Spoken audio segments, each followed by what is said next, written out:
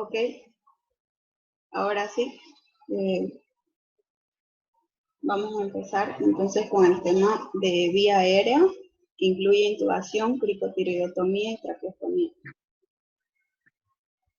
Adelante, Jessy. Ya. Buenas noches, doctor. Buenas noches, compañero.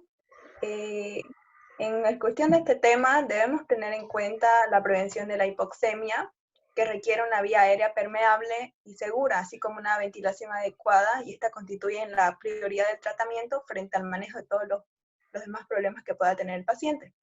Las muertes tempranas prevenibles por problemas de la vía aérea son el resultado principalmente de no reconocer la necesidad de intervenir sobre la vía aérea, de la incapacidad de establecer una vía aérea, de no reconocer que un dispositivo de vía aérea está mal colocado, de un desplazamiento del dispositivo colocado previamente y de no reconocer la necesidad de ventilación. Primero debemos tomar en cuenta la identificación del problema. En la evaluación inicial, el paciente que habla da la seguridad, al menos por el momento, de que la vía aérea está permeable y no está comprometida. La maniobra temprana más importante que podemos hacer es hablar con el paciente e inducir su respuesta verbal. La respuesta verbal apropiada nos va a indicar que la vía aérea es permeable, que la ventilación está conservada y la perfusión cerebral es adecuada. Es importante también anticipar la posibilidad del vómito, porque la aspiración es un gran riesgo en los pacientes, así que un equipo de succión que funcione debe estar disponible para asegurar la vía aérea permeable. Entre los traumas que podemos observar pueden ser el trauma maxilofacial, que es el trauma de la parte media de la cara, que puede producir fracturas y luxaciones que pueden comprometer la nasofaringe y la orofaringe del paciente, provocando hemorragia, desprendimiento de las piezas dentales y aumento de las secreciones. También tenemos el trauma del cuello, que las heridas penetrantes generalmente pueden causar esta lesión vascular con hematomas y ocasionar desplazamiento y obstrucción de la vía aérea. El trauma laríngeo, la fractura de la laringe es una lesión poco frecuente que se puede presentar con obstrucción aguda de la vía aérea. El trauma laríngeo va a tener una triada de los signos característicos de esta lesión, que van a ser ronquera, enfisema subcutáneo y fractura palpable.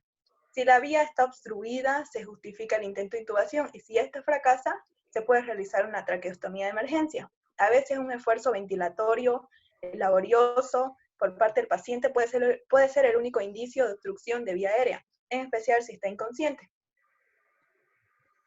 Los signos de obstrucción de la vía aérea se debe observar si es que el paciente está agitado o si está estupuroso, si es que hay cianosis, si es que hay retracción de la pared del tórax y el uso de músculos accesorios. También debemos escuchar si es que hay sonidos anormales, si es que hay ronquera, gorgoteo, estridor, si es que hay disfonía en el paciente, y también, por último, palpar la tráquea y determinar si está en la línea media o puede estar desviada. Los signos de la ventilación inadecuada. Estos signos que nos van a reflejar si es que puede haber una ventilación inadecuada son la simetría en los movimientos de inspiración y expiración del tórax, ya que normalmente debe haber una simetría en ellos, tanto en la inspiración como en la expiración. Luego tenemos la respiración laboriosa por parte del paciente, y la tercera vendría a ser la disminución o ausencia de los sonidos respiratorios en uno o ambos hemitórax. Es importante recordar que se puede utilizar el oxímetro de pulso, que nos da información acerca de la saturación de oxígeno y de la perfusión periférica del paciente, pero no así de la ventilación. ¿Cómo manejo la vía aérea de un paciente traumatizado?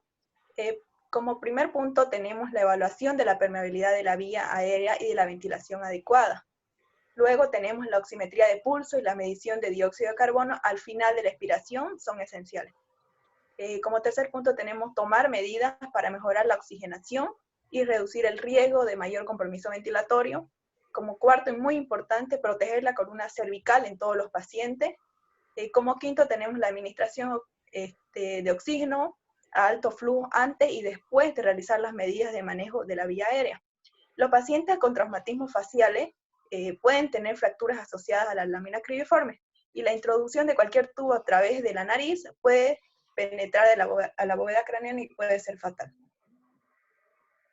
Para predecir el grado de complejidad, del paciente y su intubación, es muy importante evaluar la vía aérea de intentar la intubación del paciente y los factores que pueden predecir que esta intubación vaya a ser complicado o difícil son patologías como la artritis severa en la columna cervical, lesiones en la columna cervical, traumatismo maxilofacial, obesidad, variaciones anatómicas como retrognatia, micrognatia, prognatismo y un cuello corto o musculoso.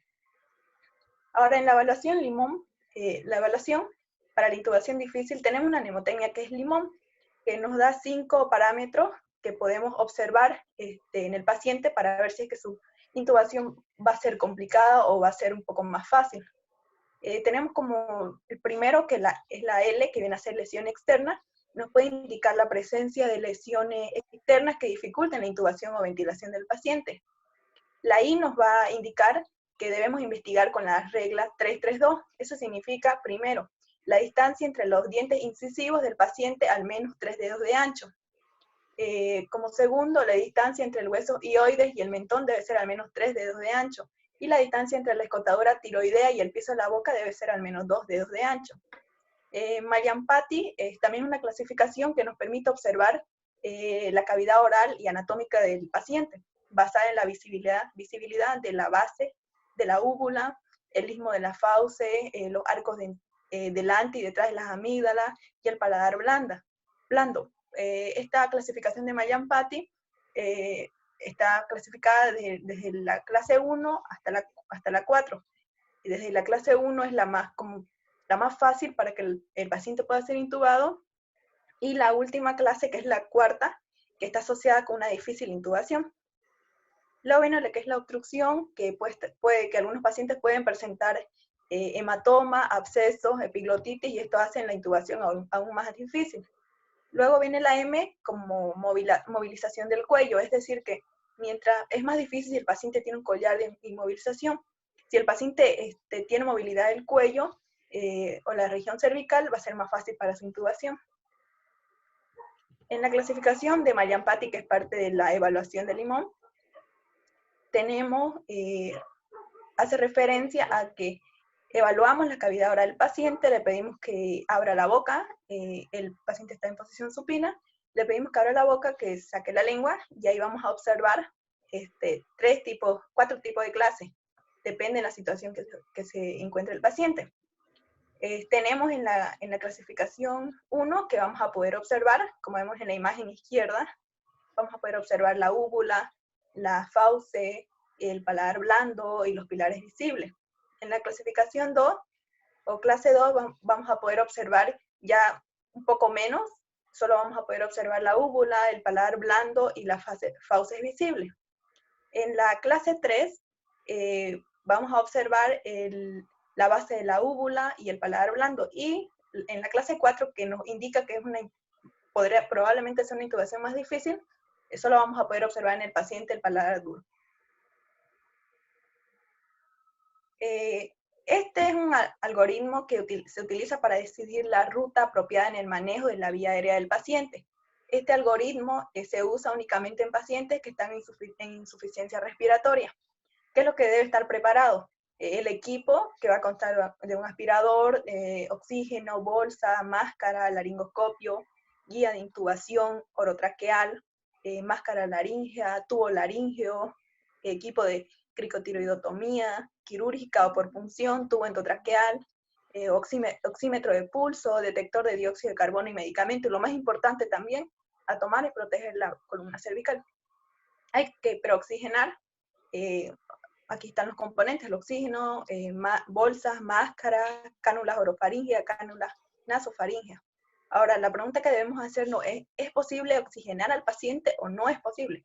Si la respuesta fuera no, no es posible oxigenar al paciente, debemos tomar en cuenta a realizar una vía aérea definitiva o una vía aérea quirúrgica. Si es posible oxigenar al paciente, se debe evaluar la anatomía de la vía aérea. Y para eso utilizaríamos, por ejemplo, la evaluación de Limón, que lo mencioné hace un momento. Si es difícil y la evaluación indica que es difícil su intubación, se debe buscar ayuda y si es que está disponible. y se debe considerar la intubación en un paciente despierto. También se debe considerar otros dispositivos como guía de intubación orotraqueal, máscara laríngea o tubo laríngeo. Y si esto sigue estando complicado o fallido, buscar una vía aérea definitiva o una vía aérea quirúrgica. Si es posible oxigenar, se debe evaluar igualmente la anatomía de la vía aérea con la evaluación del limón. Si es que indica que sí es fácil su intubación, se realiza intubación asistida con medicamento. Gracias. Continuando con la exposición, en cuanto a las técnicas de mantenimiento de la vía aérea, esta se da en pacientes que tienen depresión de estado de conciencia. La lengua puede desplazarse hacia atrás y esta a su vez obstruir la hipofaringe. Estas pueden ser corregidas con 3 maniobras, que son la maniobra de elevación del mentón y la maniobra de levantamiento mandibular. Para que estas vías aéreas puedan ser mantenidas, se ocupan 2 artefactos como son la cánula orofaringea y la cánula nasofaringea. En cuanto a la maniobra de la elevación del mentón, se realiza con los 2 dedos de una mano, se colocan debajo de la mandíbula y se aplica una tracción suavemente hacia arriba con el fin de elevar el mentón hacia adelante, sin hiperextender el cuello porque puede llegar a convertir un trauma en una lesión cervical muy grave. En cuanto a la maniobra del levantamiento mandibular, es una maniobra que se realiza tomando los ángulos del cuello o del maxilar inferior con una mano de cada lado y desplazándola hacia adelante para evitar hiperextender el cuello. Para que estas 2 maniobras puedan ser mantenidas, se utiliza la cánula orofaringea, que esta a su vez se introduce por la boca y por detrás de la lengua. Y también se puede utilizar la cánula nasofaringea, que esta se inserta por detrás del orificio nasal y pasa suavemente hacia la orofaringe. Los equipos extraglóticos y supraglóticos que pueden emplearse, se emplean en el manejo de pacientes que requieren un soporte avanzado para despejar la vía aérea, pero en los cuales la intubación no ha sido posible y es poco factible.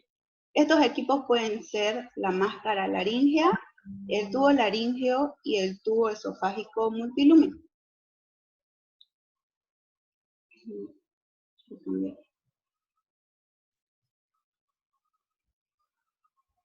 La máscara laríngea, esta no es una vía aérea definitiva y su colocación correcta de esta máscara es difícil si es que no se cuenta con un entrenamiento apropiado. Esta máscara laríngea para la intubación es la evolución de una máscara laríngea que permite intubar al paciente a través de ella. El tubo laríngeo es un dispositivo extraglótico de la vía aérea que tiene similitud con la máscara laríngea para proveer ventilación satisfactoria. Tampoco es una vía aérea definitiva y se coloca sin visualización directa de la glotis y no requiere una manipulación significativa desde la cabeza y hasta la columna para poder colocarla. El tubo esofágico multilumen es utilizado por el personal prehospitalario para obtener una vía aérea cuando no es posible realizar una vía aérea definitiva. Ahora les voy a hablar sobre las vías aéreas definitivas. En la vía aérea definitiva es cuando requiere un tubo colocado en la tráquea con el balón inflado por detrás de las cuerdas vocales, conectado a un sistema de ventilación enriquecido con oxígeno y que este a su vez esté asegurado con una cinta para evitar un desplazamiento. Hay 3 tipos de vía aérea definitiva. Este puede ser la intubación orotraqueal, la intubación nasotraqueal y la vía aérea quirúrgica, que a su vez se divide en cricotiroidotomía o traqueostomía. La decisión para establecer una vía aérea definitiva se basa en estos hallazgos. En los problemas respiratorios, que imposibilitan mantener el oxígeno adecuado con el suplemento de oxígeno a través de una máscara y bolsa de ventilación y en presencia de apnea. También en problemas neurológicos con un trauma cráneoencefálico cerrado que necesita de una ventilación asistida con un esquema de escala de Glasgow de 8 o de menos, con la necesidad de proteger la vía aérea inferior de aspiración de vómito o de sangre o una actividad convulsiva sostenida. En la intubación endotraqueal, que comprende la intubación orotraqueal y nasotraqueal, aquí tengo un video para explicarles mejor en qué consiste la intubación orotraqueal.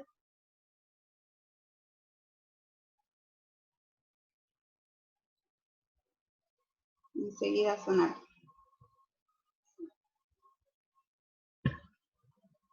Intubación orotraqueal. Este es un procedimiento que se utiliza para asegurar la vía aérea en casos de emergencias o en pacientes seleccionados. Para su realización se requiere un tubo orotraqueal con o sin guía, una bolsa autoinflable o ambú y un laringoscopio con su valva y una adecuada fuente de luz. Inicialmente vamos a realizar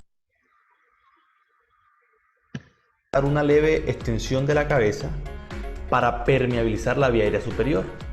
Luego, la vía aérea superior hay que valorarla, con el objetivo de no encontrar cuerpos extraños, como por ejemplo una prótesis dental, y si existe retirarla. Además, se recomienda una preoxigenación de unos 30 segundos a 1 minuto por el periodo de apnea que va a suceder durante la intubación orotraqueal. Luego de la preoxigenación, vamos a proceder a intubar al paciente. Vamos a tomar siempre el laringoscopio con nuestra mano izquierda y podemos optar por valvas rectas o valvas curvas. La valva del laringoscopio la vamos a introducir por la comisura labial derecha. Vamos a desplazar la lengua hacia la izquierda y hacia adelante, ubicando las siguientes estructuras. Al desplazar la lengua hacia adelante, vamos a visualizar esa estructura que se encuentra ahí llamada vallécula. La punta de la valva la vamos a ubicar entre la vallécula y la lengua. Y hacer tracción hacia adelante, la vía aérea va a quedar abierta. Una vez abierta la vía aérea, procedemos a introducir el tubo orotraqueal. Hay que vigilar que el neumotaponador avance por la vía aérea y luego lo introducimos hasta 21 o 23 centímetros. Una vez introducido el tubo, con una jeringa vamos a inflar el neumotaponador. Luego del procedimiento hay que verificar que el tubo haya quedado en la vía aérea. Lo que vamos a hacer es que con un estetoscopio vamos a ocultar 3 puntos claves, que son a nivel de los ápices pulmonares, en el tórax, los pulmones tienen que estar ventilados, y a nivel del epigastrio para ver si en la cámara gástrica existe burbujeo. Si este está presente, probablemente el tubo se encuentre en la vía digestiva. Luego de verificar de que el tubo se encuentre en la vía aérea, tenemos que optar por fijarlo para evitar que de forma accidental este se salga. A pesar que el estetoscopio sea útil para verificar la intubación orotraqueal, el método más fidedigno es la capnografía. Sin embargo, en algunas instituciones no se cuenta con esto. Intubación orotraqueal.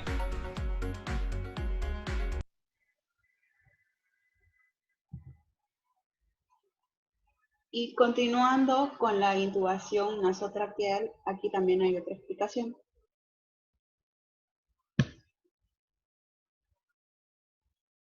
A continuación, vamos a ver cómo es la técnica de intubación nasotraqueal, la introducción de un tubo a través de las cuerdas vocales hasta la tráquea del paciente, pero el abordaje, en vez de ser el habitual a través de la boca, lo vamos a hacer a través de una fosa nasal.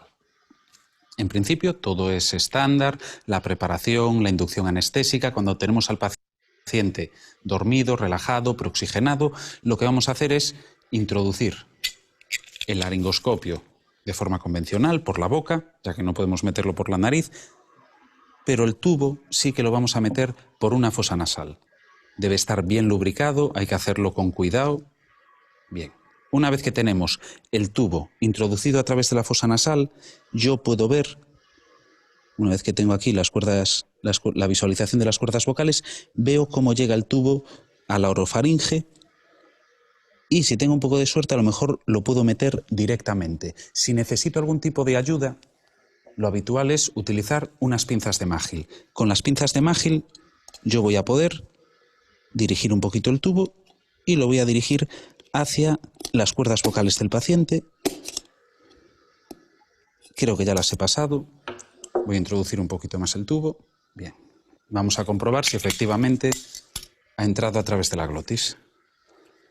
Inflamos el balón de neumotaponamiento.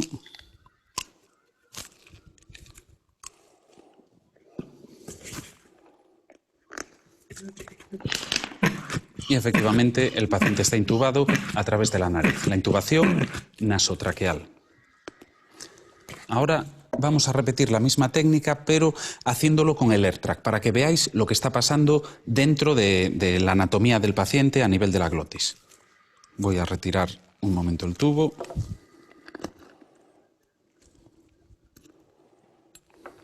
Entonces, en vez de utilizar el laringoscopio convencional, vamos a utilizar el AirTrack. Encendemos la luz. Bien. Introducimos el AirTrack y aquí ya empiezo a tener una visualización de la úvula, la epiglotis, las cuerdas vocales. Voy a meter el tubo por la narina. Vemos cómo llega el tubo, pero fijaos, tropieza con la comisura posterior. Si aprieto un poquito más se me va el esófago. Entonces me voy a ayudar de las pinzas de Magil para dirigirlo. Lo dirijo hacia las cuerdas vocales. Progreso un poco más. Y creo que tengo al paciente intubado. Vamos a comprobarlo. Inflamos el balón. Y efectivamente está intubado. En cuanto a la diferencia de estos dos tipos de intubación nasotraqueal, la intubación orotraqueal requiere de que el paciente se encuentre en apnea y la intubación nasotraqueal requiere que el paciente que necesite de ventilación espontánea. Continuando con la exposición, yo voy a hablar de la vía aérea quirúrgica. La imposibilidad de intubar la tráquea es una indicación clara para un plan alternativo para acceder a la vía aérea. Esto puede incluir una máscara, el uso de una máscara laringea para la intubación o para la vía aérea quirúrgica. Se debe hacer una vía aérea quirúrgica, ya sea una cricotiroidotomía o una traqueostomía, cuando hay una obstrucción de la vía aérea, ya sea por un edema de glotis, fractura de laringe o hemorragia orofaringea grave, o cuando un tubo endotraqueal no puede ser pasado a través de las cuerdas vocales.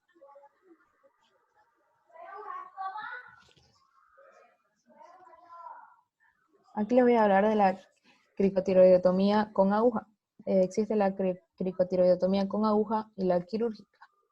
La cricotiroidotomía con aguja es una técnica útil en una situación de emergencia para proveer un oxígeno a corto tiempo hasta que se pueda establecer una vía aérea definitiva. Esta técnica puede proporcionar oxígeno suplementario temporalmente, de tal manera que la intubación sea una urgencia en vez de una emergencia. Esta técnica de insuflación a presión se hace insertando un catéter de plástico de buen calibre, calibre 12 a 14 para adultos y de 16 a 18 en niños, a través de la membrana cricotiroidea de la tráquea, por debajo del nivel de obstrucción. Esta técnica se dirige la aguja caudalmente inclinada en un ángulo de 45 grados, mientras ejerce una presión negativa en la jeringa. Ya insertada la aguja, se inserta la aguja en la mitad inferior de la membrana cricotiroidea y se aspira mientras va avanzando. El catéter se conecta con oxígeno a 15 litros por minuto, con un conector en Y o con una tubería de oxígeno, abriendo así un orificio lateral entre la fuente de oxígeno y la conexión al catéter. La insuflación intermitente se hace obstruyendo con el pulgar el extremo libre del tubo en Y o el orificio de la tubería del oxígeno durante 1 segundo y liberándolo durante 4 segundos.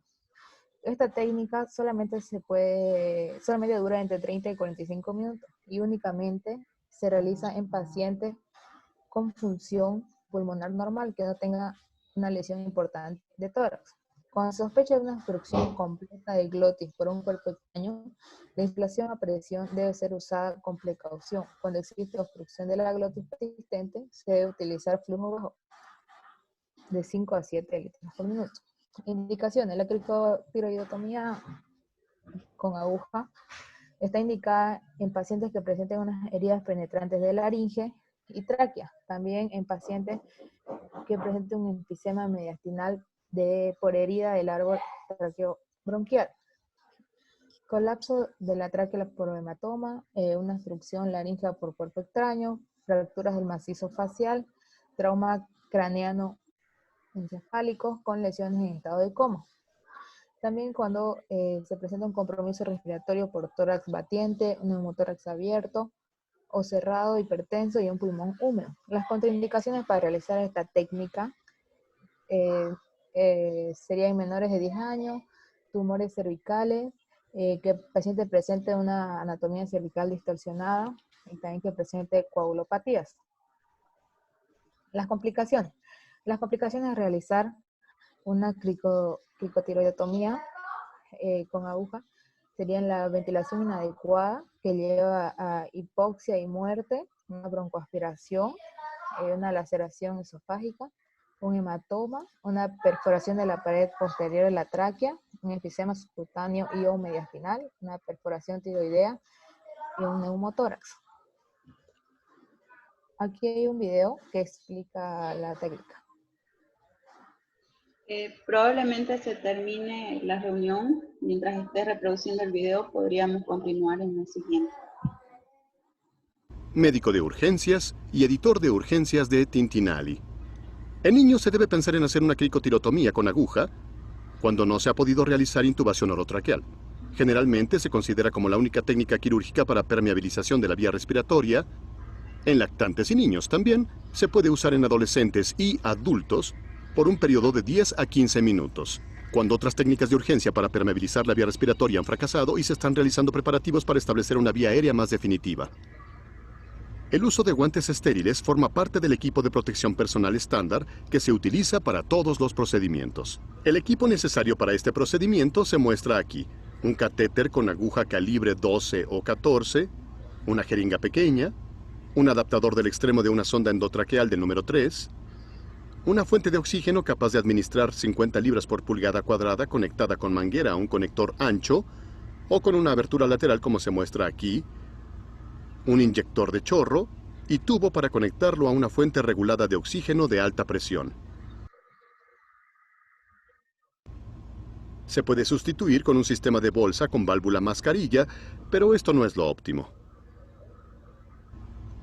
El médico, a nivel de la cabeza del paciente, comienza por localizar el anillo cricoideo. Coloca el dedo índice en el hueco supraesternal y palpa cefálicamente hasta que siente la primera estructura rígida. Este es el anillo cricoideo. Desplace un poco el dedo hacia arriba para localizar el hueco entre los cartílagos cricoides y tiroides. Esta es la membrana cricotiroidea, el sitio para la inserción de la aguja. Conecte la jeringa al catéter. Introduzca el catéter en el tejido subcutáneo en un ángulo de 90 grados con respecto a la piel. Aspire suavemente mientras introduce el catéter. Cuando súbitamente aspire aire, indicando la entrada en la vía respiratoria, cambie el ángulo a 45 grados y deslice el catéter sobre la aguja hacia la laringe. Retire la aguja y la jeringa. Observando desde una perspectiva